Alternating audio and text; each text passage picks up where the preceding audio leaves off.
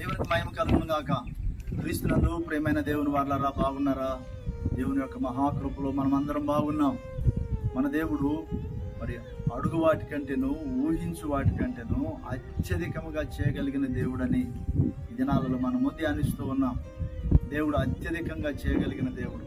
నీ ఆరోగ్యం పట్ల, నీ యొక్క ఆర్థిక వ్యవహారాల పట్ల, నీ యొక్క భవిష్యత్తు పట్ల, ఒకవేళ యవన బిడ్డ దేవుని మాటలు వింటున్నావేమో, భవిష్యత్తును గురించిన ఆందోళన చెందుతున్నావేమో, ఉద్యోగం గురించిన ఆందోళన చెందుతూ ఎంత కష్టపడి చదివినాను, ఎటువంటి ఉద్యోగం వస్తుందో, ఎన్నో ప్రయత్నాలు చేశాను, నాకేమీ అందుబాటులోకి రావట్లేదు, నాకేం అర్థం కావట్లేదు అని అనుకుంటున్నావేమో. దేవుని వైపు తిరిగి ఉన్నావేమో ఇప్పటికే.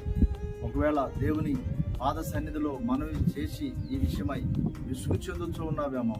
అయితే సత్యం, దేవుడు నిశ్చయముగా నీ మాట, నీ మనవి వింటూ ఉన్నాడు. అయితే నీవు అడిగిన దానికంటే అధికంగా చేయాలి. ఇప్పుడే దేవుని బిడ్డ, మనం ఒకటి దేవుని సన్నిధిలో అడుగుతున్నామంటే, అది మనకి అందుబాటులోకి రాలేదు అంటే, అది మనకి దొరకలేదు అంటే, అంతకంటే అధికమైన దాన్ని దేవుడు మనకు చేయటానికి అది మనకు అందుబాటులోనికి రాదు. దేవుడు వినని వారుగా లేడు. దేవుడు తప్పకుండా విన్నారు మనవి, తప్పకుండా సహాయం చేస్తారు.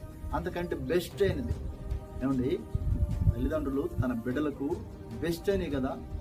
పండ్లు పలహారాల విషయం కానివ్వండి, వస్త్రాల విషయం కానివ్వండి, వారికి ఇచ్చే దాంట్లో, బిడ్డలకు ఇచ్చే దాంట్లో బెస్ట్ అయినది కదా ఇస్తారు. నాణ్యమైనది కదా బిడ్డల్ని ఆ రీతిగా కదా వారు పెంచాలనుకుంటారు. అయితే దేవుని బిడ్డలమైన మనకు, దేవుని ఆశ్రయించిన మనకు అలా ఎందుకు జరగదు? 100 రెట్లు అధికంగా జరుగుతుంది. 100 రెట్లు అధికంగా జరుగుతుంది. ఎవరి బిడ్డ భయపడు. దేవుడు నీ భవిష్యత్తు పట్ల ఒక అద్భుతమైన ప్రణాళికను కలిగి ఉన్నాడు. నీవు అడిగిన దానికంటే, ఒకవేళ నీ జీవిత భాగస్వామి విషయమై ఉండొచ్చు, తొందరపడకు, సొంత నిర్ణయాలు తీసుకోకు, దేవుని చిత్తాన్ని చెరిపేసుకోకు. దేవుడు అద్భుతం చేస్తారు నీ పట్ల. నీవు అడిగిన దానికంటే, నీవు ఊహించిన దానికంటే అధికంగా చేయగలిగిన శక్తి గల దేవుడిని విశ్వసించు. దేవునికి లోబడు, విధేయత చూపు, తప్పకుండా మేలు జరుగుతుంది. దేవుడి మాటను దీవించుకుంటాను.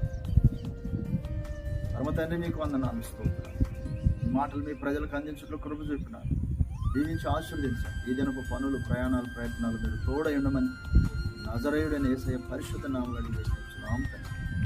ఆమేన్. మన తండ్రి అయిన దేవుని ప్రేమ, మన రక్షకుడైన యేసుక్రీస్తు ప్రభువారి కృప, పరిశుద్ధాత్మ సన్నిధి సహవాసం చేరి మనం మనకందరికీ దేశం సకల పరిశుద్ధులకు సదాకాలము తోడై నడిపించును గాక.